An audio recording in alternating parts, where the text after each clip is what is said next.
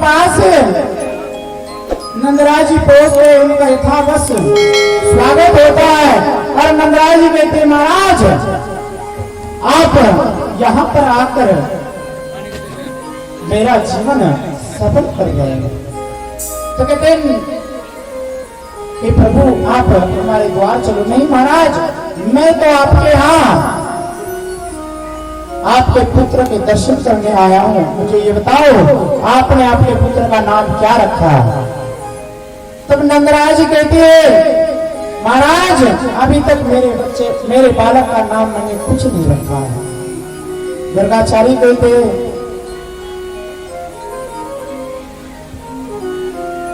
एक वर्ष का होने जा रहा है आपका बालक और अभी तक आपने नाम नहीं रखा। नहीं महाराज, महाराज आप आ रहे हो, आप ही ये कार्य कर दो। नंदराज जी कहते, गर्गाचार्य जी कहते नंदराज जी मैं करूंगा तो कंस कहेगा ये पुरोहित तो वसुदेव के कुल के है और मैं आपके बालक का नाम रखूंगा तो आपके बालक के ऊपर कंस बड़ा अत्याचार करेगा। आप एक काम करो, मैं गौशाला में रुकता हूँ, बिना किसी से बताए आप अपने बालक को मेरे पास लेकर आओ और मैं उस समय उसका नाम संस्कार कर देता हूँ। बोला ठीक है महाराज, जैसे आपकी इच्छा, गौशाला में आगमन करो। तो गर्गाचार्य जी जो नंदराय की गौशाला है उसके अंदर विराजमान होते और घर जाकर कहते हैं हे यशोदा, अपनी गौशाला में गर्गाचार्य जी आए हुए और अपने बालकों का नाम अभी तक अपन ने नहीं रखा है। गर्गाचार्य जी ये कार्य करेंगे तो बालकों को जल्दी से जल्दी स्नान करवाओ और गौशाला में लेकर चलो। लेकिन माता यशोदा और रोहिणी ये दोनों गर्गाचार्य की परीक्षा लेने के लिए एक विचार करते हैं कि हे बहाना, देखो ये पंडित खड़िया पंडित है या कोई ज्ञानी है, एक काम करना दोनों बच्चों का स्नान करा कर और तेरा लल्ला मुझे देना और मेरा लल्ला तू ले लेना। माता रोहिणी और माता यशोदा अपने बालकों को आपस में देती है और गर्गाचार्य जी के पास में जब ले जाती है, गर्गाचार्य जी के सामने जब बैठ जाती है माता रोहिणी और माता यशोदा, गर्गाचार्य जी सर्वप्रथम माता यशोदा की गोद में देखते तो उन्हें शेष नाग के कल के समान बलराम जी का अंश नजर आता है। और जब मेरे प्यारे प्रभु को रोहिणी के गोद में देखते हैं तो उनकी निगाह प्रभु के दर्शन में इतनी मगन हो जाती है कि उनकी पलकें झुकने का नाम ही नहीं लेते। एक नजर करते हुए आज उस ब्रह्म को रोहिणी के गोद में देख रहे हैं और उसी समय क्या कहते हैं सुखदेव जी महाराज राजा परीक्षित को हे राजन, आज गर्गाचार्य जी अपनी सुध बुध छोड़कर सिर्फ एक ही नजर लगाए हुए प्रभु के दर्शन कर रहे हैं। और यशोदा माता रोहिणी को धक्का लगाती है, कहती है रोहिणी देख मेरी लल्ला की तरफ कैसे देखा और ये पंडित अभी तक बोला क्यों नहीं है? तो माता यशोदा जोर से आवाज होती है पंडित जी। लेकिन पंडित जी यहाँ हो तो बोले वो तो उस अंश के दर्शन कर रहे हैं जो अंश आज निर्गुण स्वरूप में माता रोहिणी के गोद में बैठा है। वो ब्रह्म जिसकी ब्रह्म को प्राप्ति होती है, वो जिस जगत की आवाज कैसे सुनेगा? तो जोर से आवाज लगाती है पंडित जी, तो गर्गाचार्य जी घबराते हैं, हाँ माता ऐसे बोलते हैं पंडित जी एक क्षण के लिए तो हमें लगा आप तो चले गए हो, क्या हो गया? नहीं आपके बालक के दर्शन कर रहा था। अच्छा पंडित जी ये बता हमारे बालक का क्या नाम होगा? तब गर्गाचार्य कहती है यशोदा कहते हैं हे यशोदा माता, तेरी गोदी में जो लाला है वो माता रोहिणी का लाला है, रोहिणी की गोदी में जो लाला है वो तेरा लल्ला है। तब यशोदा माता कहती हो एक खड़िया पंडित ये ज्ञानी लगते हैं गर्गाचार्य जी। अब दोनों माताएं आपस में अपने अपने पुत्र को अपनी अपनी गोदी में लेते हैं और गर्गाचार्य जी जब प्रभु की तरफ देखते हैं और उनके सामने हाथ जोड़ते हैं और हाथ जोड़ के कहते हैं प्रभु, हे प्रबन्ना। माता यशोदा देखती मेरे बेटे के सामने आज जी ऋषि हाथ क्यों जोड़ रहे हैं। तब मन ही मन में कहते प्रभु मेरी क्या औकात आपको मैं नाम दूं। ये सौभाग्य आपने मेरे को प्राप्त कराया है कि प्रभु आपका क्या नाम रखो। आपके तो सहस्त्र नाम है, विष्णु सहस्त्र नाम, गोपाल सहस्त्र नाम, तो आपको क्या नाम दूं। तब गर्गाचार्य जी प्रभु का ध्यान करते, इसी सागर में सैया पर बैठे हुए हरि का ध्यान करते और मन में कहते हैं प्रभु मैं इस जन्म में अपने आप को सौभाग्यशाली जानता हूं। आपका नाम रखने का सौभाग्य मुझे प्राप्त हुआ है। तब उसी समय गर्गाचार्य जी भगवान का नाम रखते हैं क्या, कृष्ण गोविंद वासुदेव जगतपते अपत्रय विनाशाय श्री कृष्णाय वयं नमः। ओम रखते श्री कृष्ण। तो आज माने कृष्ण नाम से ये जगत आज बड़ा ही आनंदमय हो रहा है। सारा आकाश में दुनिया बढ़ने लग रही है, ऊपर से कमर में नाच गान करने लगे, फूलों की वर्षा करने लगे, शब्द बढ़ने लगे। आज कमर में नाच गान कर रहे हैं। जब कृष्ण नाम की ध्वनि जब आकाश में पहुंच जाती है, ब्रह्मा जी के कानों पर ब्रह्मा जी वहां से ही अपने हाथ जोड़कर प्रभु के नाम का स्मरण करते हैं कृष्ण कृष्ण कृष्ण। गोपाल कृष्ण जी, गोपाल कृष्ण जी। तब जब दूसरी तरफ माता रोहिणी में गोदी परम देवते माता रोहिणी को कहते माता रोहिणी तेरा पालक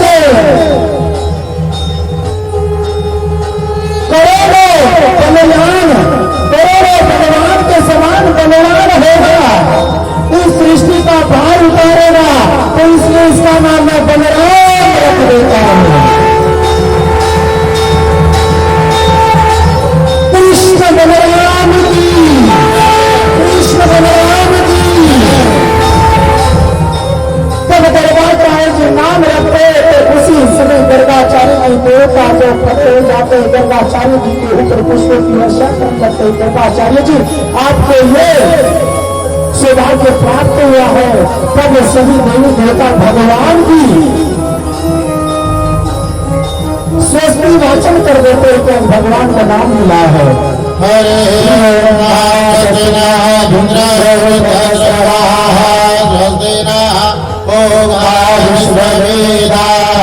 स्वस्ति नस्तारक्षो आयुषामेमे स्वस्ति न बृहस्पतिर्दधातु मारुता वृष्णिमातरा शुभं जावानो विदधे भुजगमयः अग्निजीवा मानवः सौरचक्षसो विश्वेनो देव अवसागमन्यः भद्रं कर्णेभिः शृणुयाम देव भद्रं वक्षेमाक्षभिर्यजत्रा स्थिरैरङ्गैः दुष्टवांसजनो बिर्वसि महि देवहितं जदायो द्यौः शान्तिरन्तरिक्षं शान्तिः पृथिवी शान्तिरापः शान्तिरौषधयः शान्तिः वनस्पतयः शान्तिर्विश्वे देवाः शान्तिर्ब्रह्म शान्तिः सर्वगं शान्तिः शान्तिरेव शान्तिः सा वा शान्तिरेधि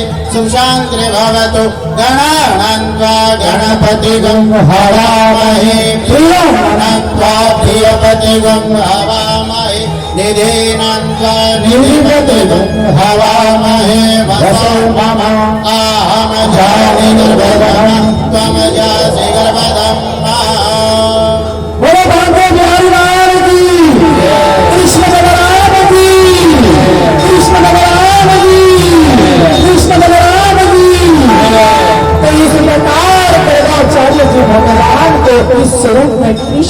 देते हैं। जब कृष्ण नाम देते हैं तो माता यशोदा वो नाम लेने लगती है तो बुजुर्गों से कहा नाम लिया जाएगा। तो माता यशोदा जब कृष्ण करने लगती है, कहती है प्रभु मुझे नाम नहीं आता है तो मैं मेरे बेटे का नाम लल्ला रखूंगी, कान्हा रखूंगी। तो माता अपनी तरफ से कहीं होते ना बालक नाम तो और होता है, घर के और नाम देते हैं, तो लल्ला नाम देती है माता, कहती है मैं तो इसे लल्ला ही कहा करूंगी। जब भगवान श्री कृष्ण को माता गर्गाचार्य जी के सामने कर देती है तो गर्गाचार्य जी इसी समय करते हैं, उन्हें तिलक लगाते हैं और माथे पर मोर का पंख लगाते हैं। देखो भगवान का स्वरूप कैसा होगा गर्गाचार्य जी के सामने बाल स्वरूप में, और गर्गाचार्य जी अपने आप को धन्य मानते हैं और प्रभु के श्री चरण अपने मस्तक पर रखते हैं। और तब माता यशोदा कहती है पंडित जी तो ऋषि आप ये बताओ जब आए थे तब भी आप इनके सामने हाथ जोड़कर प्रार्थना करके आप इनके चरण अपने मस्तक पर रख रहे हो, ये बताओ कि मेरा पुत्र कौन है। तब गर्गाचार्य जी जब ब्रह्म की साक्षात्कार हो रहा था तब अपना भूत खो के कहते तेरा पुत्र, इतना कहने वाले थे तो भगवान श्री कृष्ण इशारा कहते हैं गर्गाचार्य जी, तो गर्गाचार्य जी इसी समय चुप हो जाते हैं। सुखदेव जी महाराज यहाँ ये दर्शाना चाहते हैं कि गर्गाचार्य जी ये कहेंगे कि तेरा पुत्र साक्षात ब्रह्म का अंश है, ब्रह्म है, तो माता मुझे बाल स्वरूप में कैसे ग्रहण करेगी। तो चुप हो जाते कहते हैं माता तेरा पुत्र आगे चलकर इस सृष्टि की रक्षा करेगा, मेरी भी रक्षा करेगा, तेरी भी रक्षा करेगा, इस गांव की भी रक्षा करेगा। सब वृतांत सुनाते और प्रभु के पुनः दर्शन करते हैं तो गर्गाचार्य जी वापस जाते और भगवान को माता अपने घर में बोले भाग्य बिहारी लाल की। फिर अब यहाँ से भगवान की बाल लीलाएं शुरू हो जाती है। सुखदेव जी महाराज कहते काल ब्रजबाल पे गोकुल राम केशव जानो भा स पानी भा रिंग माने विजय को। रिंग का माने जो घुटनों को बल चलते हैं, या रिंग माने विजय होते। एक हाथ प्रभु धरती पे रखते हैं और अपने घुटनों को उस धरती पर लगाते हैं। सभी से निवेदन की प्रभु की झांकी अपने मन में अपने स्वतः प्रकट करो कि देखो प्रभु आज किस स्वरूप में एक हाथ में माखन का गोला और एक हाथ धरती पर और दोनों घुटने धरती पर और पैरों में पैंजन पड़ी हुई। देखो बालक को कैसे जो पैंजन जब डाल देते और जब वो घर में घुटनों को बल चलने लगता है तो पैंजन कैसे बजती है। और जब वो घुटनों को बल चलने लगता है तो सभी घर वाले देखो मेरा बच्चा आज पैंजल पहनकर और पहाड़ दौड़ लगा रहा है घुटनों के बल से, सभी आनंदित हो जाते हैं। तो ये सोचो आज साक्षात ब्रह्म आज इस धरती पर अपने घुटनों पे बल चल रहा है और धीमी सी मुस्कान, माथों पे मोर पंख और एक हाथ में माखन का गोला लेकर प्रभु आज ठुमक ठुमक करते हुए और एक पैर एक घुटना कभी आगे एक घुटना कभी पीछे और माखन का गोला कभी नीचे ना लग जाए, कभी आधा नीचे लगते हैं कभी आधा ऊपर करते हैं।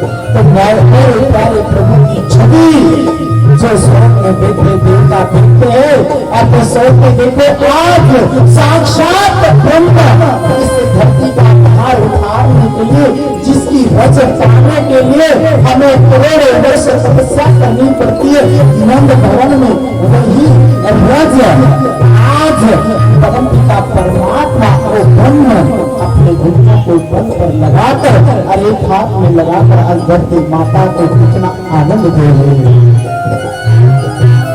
जब भगवान इस प्रकार जब चलने लगते तो माता यशोदा देखती है कि गंगा क्या कर रहा है, कहाँ जा रहा है, आवाज सुनते देखती है तो क्या माता उस समय भगवान के हाथ में मां गंगा बोला और कहती है गाड़ी के अभी से चोरी करके माखन खाता और माखन लेके बाहर तोड़ता है, तो बड़ा होगा तो क्या करेगा। तो माता यशोदा उसी समय दौड़ी आती है और मेरे प्यारे प्रभु को गोदी में उठाकर कहती है तू चोरी करके क्यों ले जाता है, आजा मैं तुझे खिलाती हूँ। तो माता यशोदा उसी समय प्रभु के हाथ में जो माखन लगा हुआ है वो लेती है और प्रभु को खिलाने लगती है। प्रभु अपना मुख मोड़ते हैं, मैं नहीं खाऊंगा। माता कहती है अभी तो खाने लग रहा था, तो इसे धक्के से खिला देती है। देखो प्रभु की छवि, माता की गोदी में प्रभु है और क्या माता लेकर खड़ी है, एक हाथ से माखन खिला रही है और प्रभु का एक हाथ माखन से भरा हुआ है। और प्रभु कभी इधर मुंह करते कभी उधर मुंह करते, वही माखन प्रभु के ओठों पर लगता है, मुंह पर लगता है, कभी कान पर लगता है। तो ऐसी छवि, ऐसा परब्रह्म, ऐसा ब्रह्म साक्षात आज जिसके दर्शन पाने के लिए ऋषि मुनियों ने अपने पुरानी जीवन की कितनी आहुति दी, कितने हजारों वर्ष तपस्या की, वो आज माता की गोदी में एक माखन के इसमें हाँ और ना कर रहा है। तो माता और माखन खिलाती है। जब प्रभु खा जाते थे तो कहती आजा बेटा तेरा मुख मैं पहुंच देती हूँ, तेरा मुख अभी भर गया है। तो माता यशोदा फिर दोबारा प्रभु को स्नान कराती है। स्नान कराने के बाद जब प्रभु कुछ समय के बाद जब प्रभु को बाहर छोड़ देती है तो प्रभु फिर बाहर आंगन में फिर वही घूमते हुए खेलने लगते हैं। और खेलने के बाद क्या करते हैं, वही रज जिस रज को पाने के लिए सभी तरसते हैं, एक मिट्टी का कड़ा हाथ में उठाते हैं और उसी समय अपने मुख में डाल देते हैं और कहते हैं कि इसी धरती को मैं मुक्त करने के लिए आया हूँ, उसका स्वाद को लेकर देखो। जिस समय प्रभु अपने मुख में डाल देते हैं तो उसी समय माता यशोदा वहां पर आती है और कहती है लल्ला तारी के माखन को क्या तो अब मट्टी खाने लग रहा है।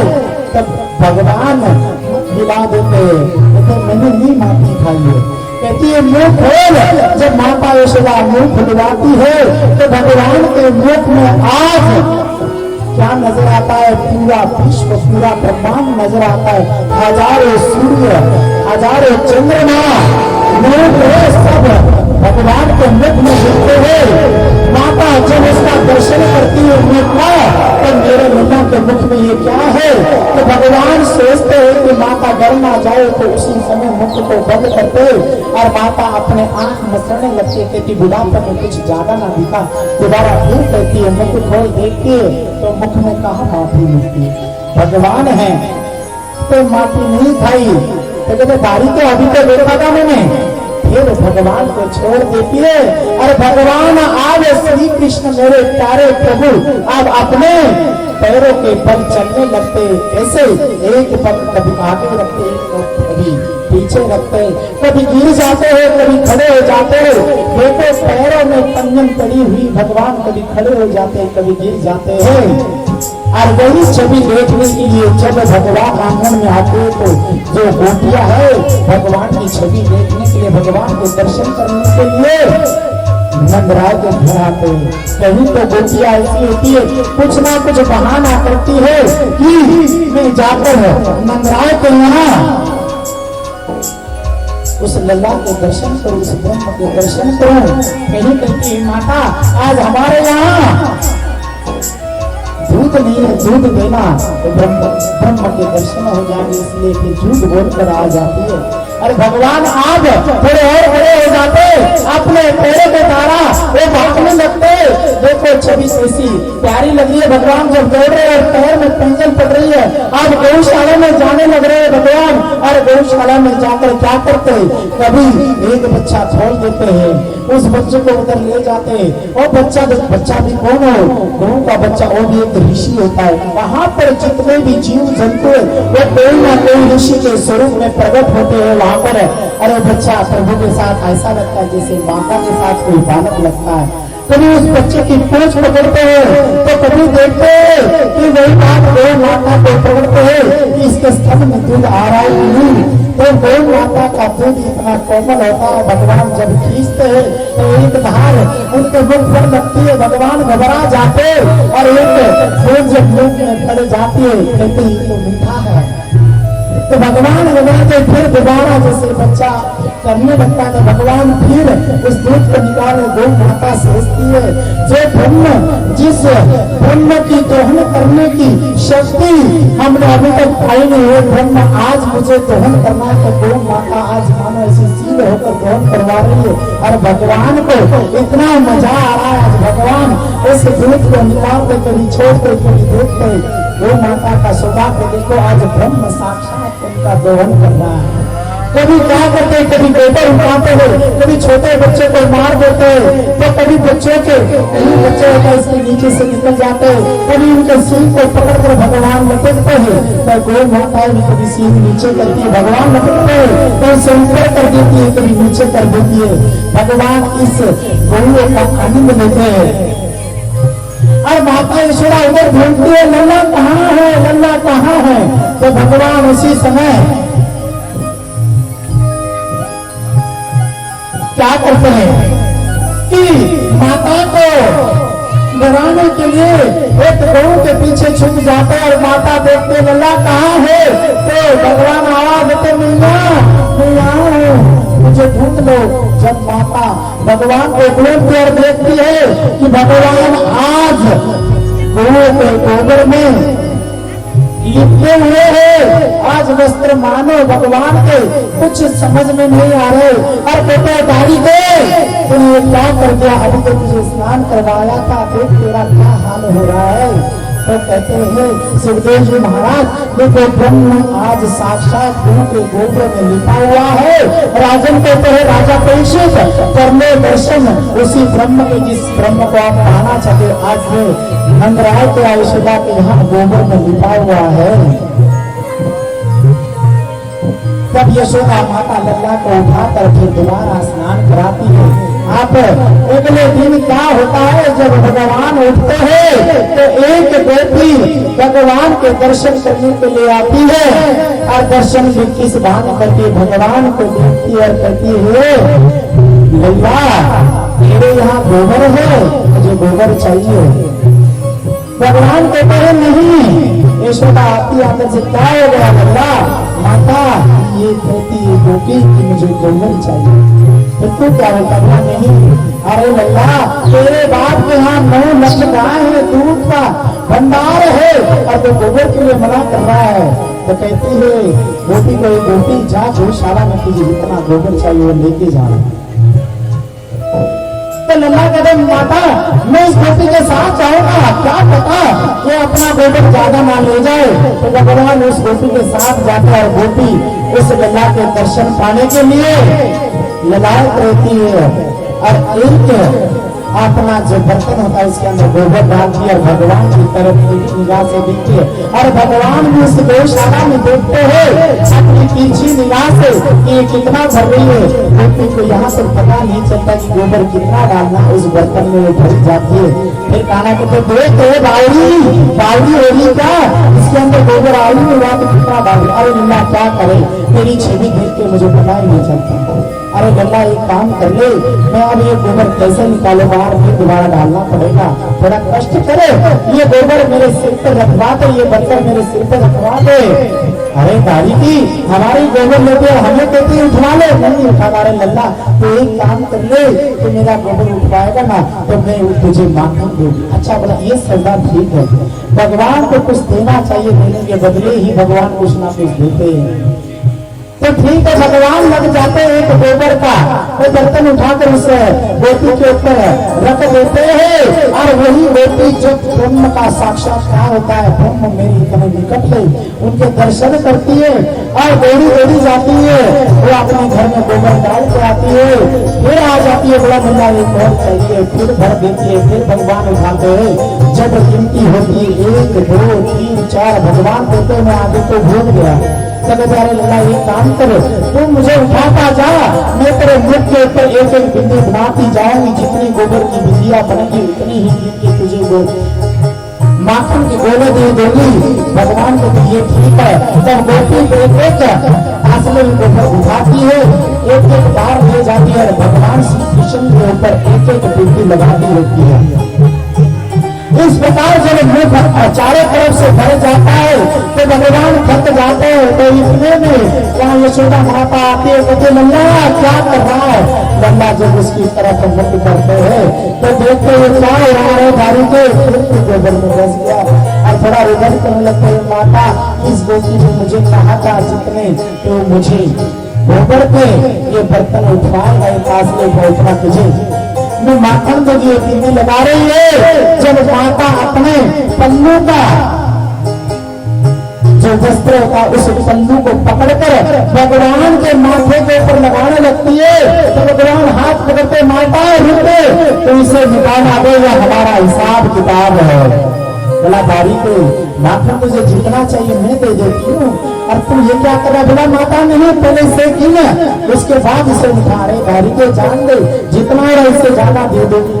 माता तू तो दे देगी, लेकिन जो बाहर से कर्जा लेना है उसे भी चुकाना है पहले। माता अपने स्वभाव से गिर जाती है, बोला बहुत हो गया, इतना भर गया, 1 मटका हो गया, 2 मटके हो, बोला अच्छा ठीक है आप उठा। फिर माता वो उठा देती है। फिर भगवान अपने घर में जाते हैं, फिर ऐसी ही बाल मिला उनके दर्शन करने के लिए हर समय गोपियां तरसती है।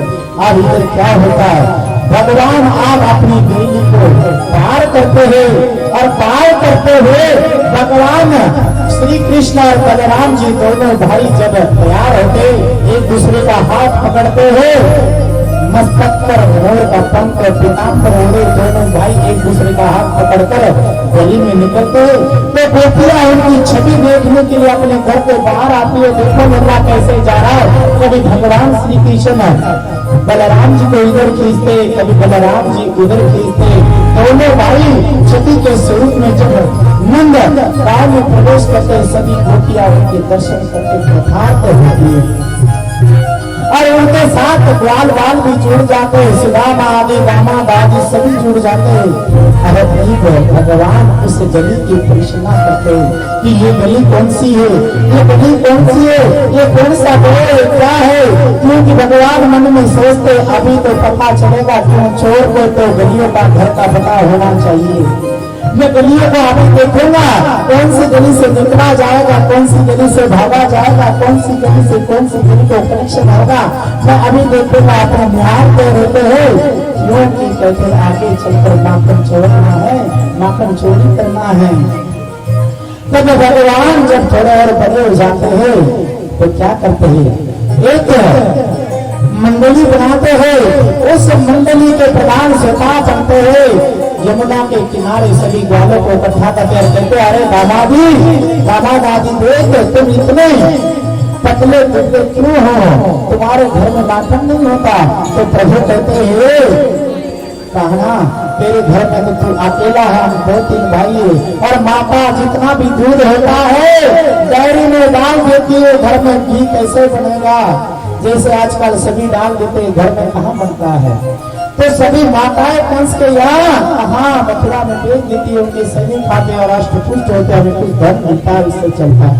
अच्छा गुरुओं की सेवा करे नंद के ग्वाला और माखन खाए कंस के, बोला ये नहीं हो सकता। बोला फिर बोला अपन एक काम करेंगे, एक मंडली बनाते हैं, उस मंडली में श्री यही कार्य होगा, हर घर जाकर माखन चोरी करा करेंगे, अरे खाया करेंगे और भ्रष्ट पुष्ट होया करेंगे। लेकिन कहीं कहते हैं नंद के छोड़े तो हमें मरवाएगा। बोला नहीं कुछ नहीं होगा। तब सभी की राय होती है। कभी उस मंडली में सभी आते नहीं, कोई कहता हम नहीं आएंगे, हमारी मम्मी मारेगी, कोई कहता है हम आएंगे, जो होगा देखा जाएगा। मंडली तैयार होती है, उसके प्रधान भगवान श्री कृष्ण बनते हैं, कान्हा बनते हैं। और उस मंडली का कार्य आरंभ होता है। भगवान के सर्वप्रथम आप अपने घर में चोरी करो, और जो सफल होगा वो हमारे मंडली में आएगा, वो विफल होगा उसको उसके आगे बताया जाएगा। सभी ग्वाल बाल उस सभा का आरंभ करते हैं। अरे शाम को जब अपने घर जाते हैं तो प्रयास करते हैं घर का माखन चोरी करने के लिए। कोई चोरी करके खा जाते हैं, कोई ऐसे रहते कि कोई मिल जाए। माता बहुत बड़ी ऊंची स्थिति पर रखती है, हाथ नहीं आता। और कहीं पकड़े जाते तो माता उनकी पिटाई कर देती है। फिर सुबह यमुना के किनारे भगवान मीटिंग बुलाते हैं और कहते हैं क्या हुआ, तो कहीं वाले कहते अरे गाड़ी के मंदिर के छोड़ो, एक मुझे बीमार पड़िए, मेरे चक्कर में मैंने अपना सब कुछ खो दिया। देख पीठ बेदारी के तूने पिटवाया, तेरे साथ में पहली बार लगा तो यह हाल है, आगे चल के तू पता नहीं क्या क्या करेगा, मेरा क्या हाल करता, मैं नहीं आऊंगा। दूसरा कहता है अरे वल्ला बहुत बढ़िया मक्खन का, मैं बहुत चोरी करा करूंगा। अच्छा अब एक काम करो, फिर अब घर की नहीं, अब जिनके यहाँ ज्यादा माखन उसकी चोरी करेंगे, वहां से भगवान प्रभु माखन चोरी आरंभ करते हैं। उस मंडली को ले जाते, जिस घर में माखन होता है वहां पर माखन खाते और मटकियां फोड़ते भाग जाते हैं। इस प्रकार जब लीला होती है, सब गोपियां तंग आती है, कोई पकड़ने के लिए दौड़ती है, कभी कोई कहती है उलामा लेके यशोदा माता के पास जाती है, लेकिन भगवान कहाँ मानते हैं, भगवान नहीं मानते। सभी उलामा लेकर जाती है। फिर भगवान एक बार क्या होता है कि सभी गोपियां मीटिंग करती है कि चलो अब यशोदा माता के पास सभी इकट्ठा होकर जाते हैं और यशोदा माता को सुनाने लगते, यशोदा तू तो ऐसी नहीं थी, नगराय जी भी ऐसी नहीं थे। कहते हैं एक के खेत में आग बुझाऊं जाती हुई काम हो गया कि देख तेरा जो लड़का है गांव में चोरी कर रहा है, मटकियां फोड़ रहा है, कोई कुछ करके कोई झूठ भी बोल के मेरे घर में भी आया था। भगवान सब सुनते हैं। एक बेटी भगवान के साथ हाथ करती है, कहती है इनके घर में तो बढ़ गया, और पंचायती होती है, कहीं पंचायती भी होते ना, चले जाते हैं बिना बुलाए, आपके तो घर में बढ़ गया, मेरे घर में बढ़कर दिखा दे, मैं फिर बता दूंगी इसे माखन कैसे चोरी करते जाते। भगवान उसकी तरफ टेढ़ी निगाह से देखते, जहाँ अभिमान होता है उसका कहाँ छोड़ दिए भगवान। मन में कहते गोपी अब की बार तेरी सरकार गिराई देंगे हम। सब लेके जाते लल्ला को, कहते लल्ला देख तेरे कितने यहाँ उड़ाने आते। कहती है लल्ला, कहते माता गोपिया सब झूठ बोल रही है, मैंने कुछ नहीं किया है, मेरे घर में 9 लाख है, मैं चोरी करूंगा। तो माता यशोदा कहती है हाँ, राजा हरिश्चंद्र का जन्म मेरे घर में हुआ है, तू ही सच बोल रहा है, सारा गांव तो झूठ बोल रहा है, वो तो हरिश्चंद्र की औलाद है। तब सब गोपियों को कहती आगे से ये बात नहीं होगी, तब उनको कहते जाती है। वही गोपी जो ज्यादा हताश करती है, तो की बार फिर मीटिंग होती है, कहते भगवान उस गोपी के फिर सभी मीटिंग में तटस्थ होकर आप उस गोपी के घर जाना है। उसी गोपी के घर पहुंच जाते हैं सभी के साथ। वो गोपी अपना जो माखन है सीपी के ऊपर लगाती है। अरे भगवान क्या करते हैं, एक के ऊपर एक सभी वाले को लगाते हैं। जब चक्कर बन जाता है उससे ऊपर ये स्वतः प्रधान जी चढ़ जाते हैं और सभी को माखन खिलाते हैं, आप भी खाते हैं। और नीचे सुदामा बैठा रहता है, दामादा बैठा रहता है, कहता है ले तू भी खा ले, सभी फेंक देते हैं नीचे भी। जब माखन सब खाती है तो बेटी को हल्ला सुनता है, बेटी दौड़ी आती है, आकर देखती है तो सभी ग्वाल भाग जाते हैं। तो किसे पकड़ती है, सिर्फ लल्ला को पकड़ती है। और नन्ना जब हाथ आ जाते हैं कहती है देख आज तुझे रंगे हाथ पकड़ दिया, चल तुझे तेरे माता के पास यशोदा कहती थी ना मेरा लीला चोरी नहीं के बाद मैं तुझे किसी के सामने लेकर जाती हूँ। तो उसी समय माता यशोदा के सामने ले जाने के लिए तैयार होती है। तो रास्ते में क्या होता है, ए गोपी जब भगवान को खींचने लगती है तो पास में उस रास्ते में बुजुर्ग बैठी हुई होती है, अपना ओढ़ा करती है। ओढ़ा करने के बाद जब निकलने लगती है तो भगवान कहते हैं गोपी मेरे बाजू में दर्द हो रहा है, इसे छोड़ दे और दूसरी बाजू पकड़ ले, दूसरी साइड पकड़ लेना। जब वो गोपी छोड़ देती है तो भगवान उसी मैठी में बैठे हुए उसके पति का हाथ उसका हाथ में देते हैं और उसे पकड़ती हुई बोलने के अंदर कौन पता चलेगा कौन है, घसीटते हुए लेकर जाती है। और यशोदा माता को कहती है यशोदा आज मैं चोर रंगे हाथ पकड़कर लेकर आई हूँ। और यशोदा जब बाहर आती है क्या देखती है, बोल बेटी क्या बात है, देख तू कहती थी मेरा लल्ला फरमाई में नाग में तेरा लल्ला पकड़ कर लेकर आई हूँ। यशोदा देखकर हंसती है, कहती है देख रे गोपी धान को नहीं पी रही है, पीछे मुड़कर देख कौन है।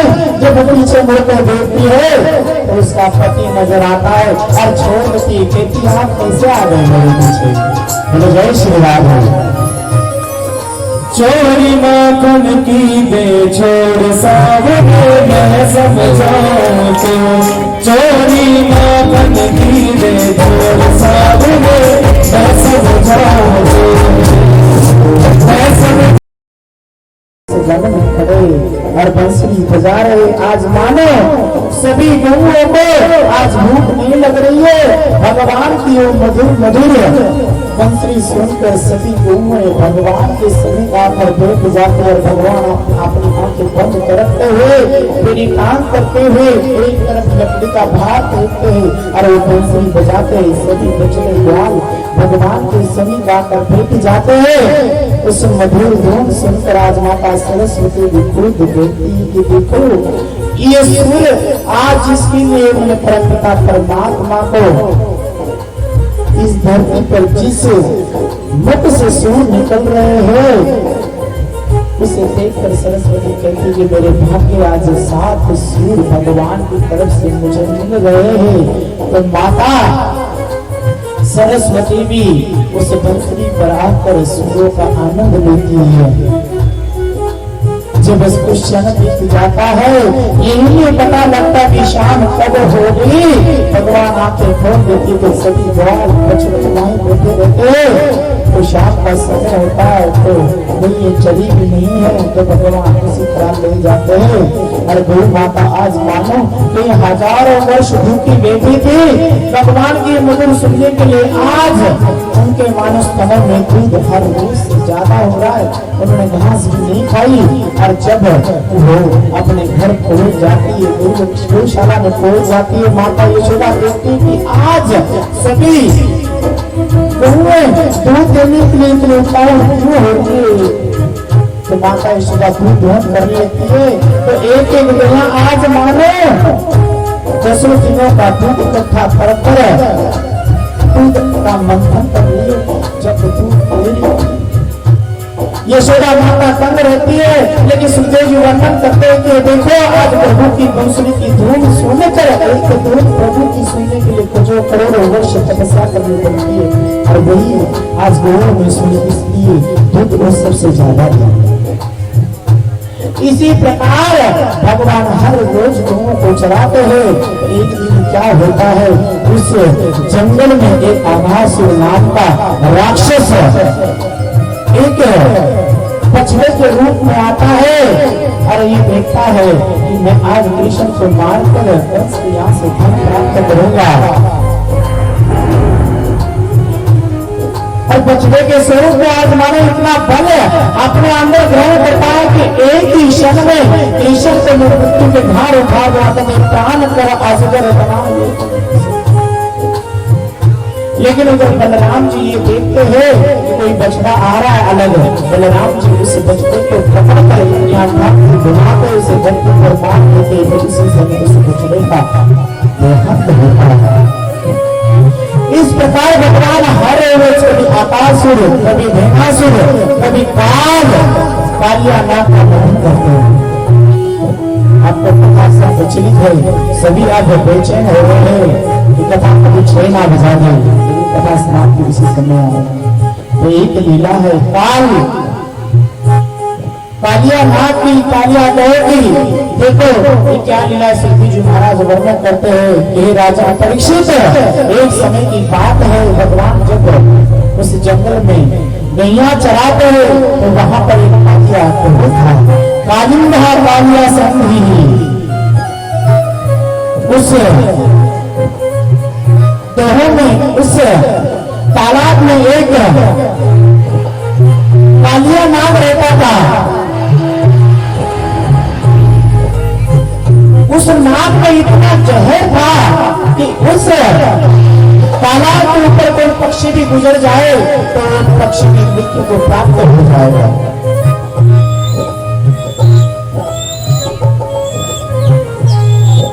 और उस तालाब के पास से जो भी जीव गुजरेगा उसकी मृत्यु सुनिश्चित हुई, इतना जहर उस पानी में था। लेकिन एक समय क्या हो गया, सभी गौएं उस तालाब की तरफ जा रही थी, भगवान उसे मोड़ रहे थे। तब वहां पर ग्वाल आते कहते, कृष्ण कोई पाना इस तरफ ना जाए, यहाँ कालिया रहता है इस गौ में, यहाँ पानी जो बच्चा पिएगा तो मृत्यु को प्राप्त होगा। तो भगवान जब ये बात सुनते हैं तो उसी समय कहते अच्छा ये कालिया गौ। तो भगवान वहां क्रीड़ा करने लगते, गेंद के साथ खेलने लगते। जब गेंद खेलते खेलते जब दामाद की गेंद उस तालाब में फेंक देते तो दामाद कहता है मुझे लगा वो गेंद चाहिए, लेकिन बाकी ग्वाल कहते अरे दामाद उस गौ में कौन जाएगा, कृष्ण जाएगा तो मृत्यु को प्राप्त होगा। लेकिन भगवान लीला करना चाहते हैं। तो उसी समय भगवान उस गौ की तरफ दौड़े जाते, कहते दामाद देख तेरी मैं अभी इसी समय गेंद लाकर देता हूँ। तो कालिया गौ के पास जाते, गेंद नजर नहीं आती है। उस कालिया गौ के पास एक सूखा पड़ा हुआ एक वृक्ष होता है, उसे कोई पत्ता नहीं होता। उस वृक्ष के ऊपर चढ़ जाते हैं भगवान। तो उसी समय उस कालिया नाग के पैरों में कूद मारते हैं और जब भगवान अंदर पहुंच जाते हैं तो क्या देखते,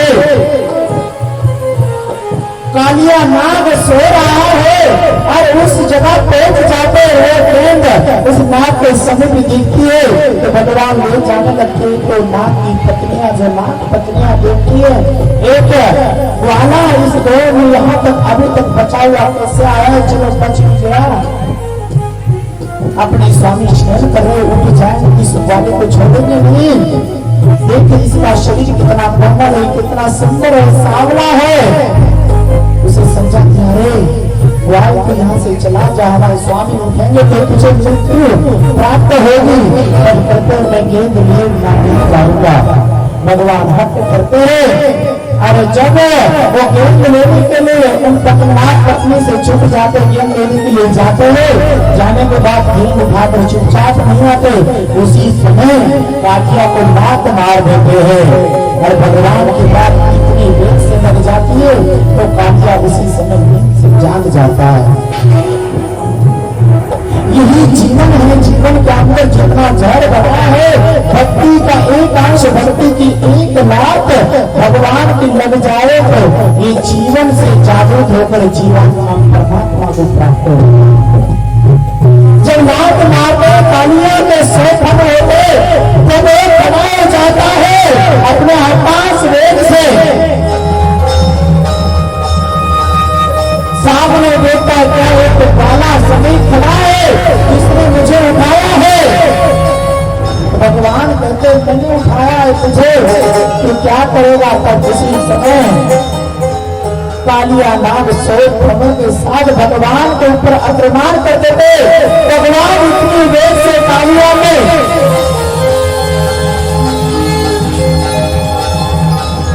धन के ऊपर आकाश करते तो कालिया नाग भगवान को अपने लपेट में लेता है। भगवान का और कालिया नाग का मुष्ट युद्ध होता है। कालिया नाग कभी एक धन से वार करता है, कभी दूसरे से करता है, तो प्रतिद्वंदी में भगवान उसका वार निष्फल कर देते हैं। इस प्रकार से भगवान का और कालिया नाग का युद्ध होता है। कालिया नाग जब अट्ठास होकर जाते होने लगता है कि ये बालक इतना अट्ठास क्यों कर रहा है, तो भगवान बड़ी वेग से आकर कालिया नाग के धन के ऊपर कूद मार देते और जो धन ऊपर करता है उसी के ऊपर लात से प्रहार करते हैं।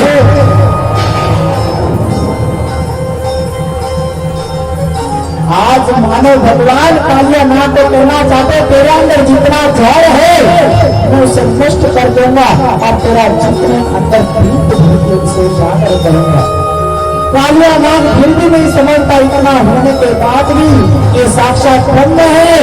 फिर कालिया नाग भगवान को अपने शेष पर उसी स्वरूप में व्याकुल होकर उस देह से ऊपर लेकर आता है।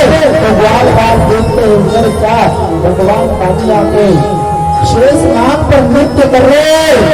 तो एक बार बार जाता है नंदराज के पास, शेषवादी पास तेरा लला इस कालिया में कूद मार गया है। कालिया नाग के धन के ऊपर प्रहार करने लग रहा है। तब सभी नंद गांव के नर नारी कालिया को तरफ गमन करते हैं और क्या देते भगवान उनका लल्ला उस कालिया के शेष के ऊपर नृत्य करने लग रहा है। जो वार कालिया करता है उसका प्रतिबिंब उनके रूप में उत्तर देते हैं। जब वो हार जाता है तो उसकी पत्नियां भगवान के यहाँ पर नतमस्तक होती है। हे प्रभु आप कोई साधारण चीज नहीं हो, हम जान गए कि आप साक्षात ब्रह्म है। उनसे विनती करती है और अपने पति को समझाती है कि शरण में जाओ वो तुम्हें छोड़ देंगे। तब कालिया का सब विष भगवान हर लेते हैं और कालिया को वहां से मुक्त कर देते और कहते वहां नहर है तो चला जा। कहते महाराज कहाँ जाएंगे? तब कहते वो एक नागों की नगरी होती है, उस नगरी को चला जाता है।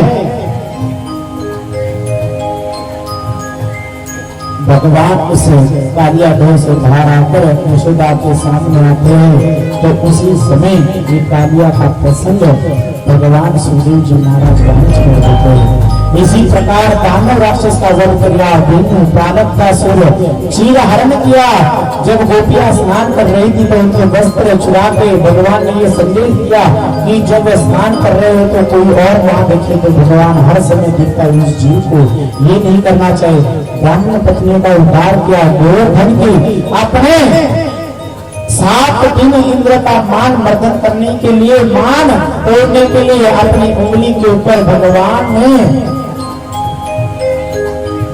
7 कोस का पर्वत गोवर्धन अभी भी विराजमान है। वो अपनी उंगली पर उठाकर सब नंद गांव के लोगों की रक्षा की। रक्षा होने के बाद जब भगवान नीचे आ गए तो सभी ने भगवान का अभिषेक किया और भगवान ने रक्षा की, सब बहुओं की रक्षा की। तो सभी वहां अभिषेक करने के बाद भगवान को एक नाम देते क्या? गोपाल। भगवान कृष्ण भगवान की। उसके बाद भगवान रासलीला करते हैं। रासलीला भी बहुत है, गोपी गीत गाते, गोपियों के साथ भगवान रास रचाते हैं। इस प्रकार और चंड मूर्त आदि सभी को मार देते हैं। फिर उधर जब कंस को पता चलता यही काल है तो कंस क्या करता है, वहां पर जो उनके अक्रूर जी पहले मंत्री हो चुके हैं उनके दरबार में, और वो कृष्ण के चाचा जी लगते उन्हें बुलाता है, कहता है एक मेले का आयोजन करो और आक्रोश जी आप जाए कहा नंदराय के वहां उनके बालक का हमें बहुत नाम सुनाया, बड़े बलशाली है, उन्हें लेकर आए। इस प्रकार आक्रोश जी को पता कि मृत्यु दंड पाने के मृत्यु दंड देने के लिए बुलाया है कंस, तुम क्या करें? डरते हुए आक्रोश जी मान जाते, भगवान श्री कृष्ण को ले जाने के लिए रथ तैयार करते, कहते सुबह का रथ चला हुआ शाम तक वहां पहुंच जाता है। कहा नंद भवन में तो सुखदेव जी महाराज वर्णन करते कि सोच रहे कि आक्रोश जी सिर्फ 12 या 20 किलोमीटर मथुरा आ रहा वृंदावन का मार्ग आधे घंटे का होगा, लेकिन आक्रोश जी ने शाम लगा दी। सुखदेव जी महाराज वर्णन करते हैं कि सोच रहे थे मैं ले जाऊं ना ले जाऊं, ले जाऊंगा तो मृत्यु दंड पाएगा, तो मैं अपने भाभी को और मेरे भाई को कम नहीं दिखाऊंगा, इस सोच में ले जाते। और शाम को जब नंदराय के साथ भेज जाते, यशोदा के साथ भेज जाते, कहते हैं नंदराय भाई क्या बताऊं, मैं इस कार्य से आया हूँ जो कृष्ण आपका पुत्र ने ब्रह्म है, साक्षात तुम्हें समझाते हैं। समझाने के बाद माता यशोदा व्याकुल होती है, व्याकुल होने के बाद मना लेते हैं नंदराय जी। सुबह जब रथ तैयार होता है तो दोनों भाई उस रथ में विराजमान होकर मथुरा की तरफ भ्रमण करते हैं। और जब कंस को पता चलता है कि वही काल आ गया, कंस और घबराता है, तो नगर के बाहर एक बलवान हाथी का ग्रहण किया हुआ वो हाथी भगवान की मृत्यु के लिए तैयार करते हैं। और जब वो हाथी के सामने आते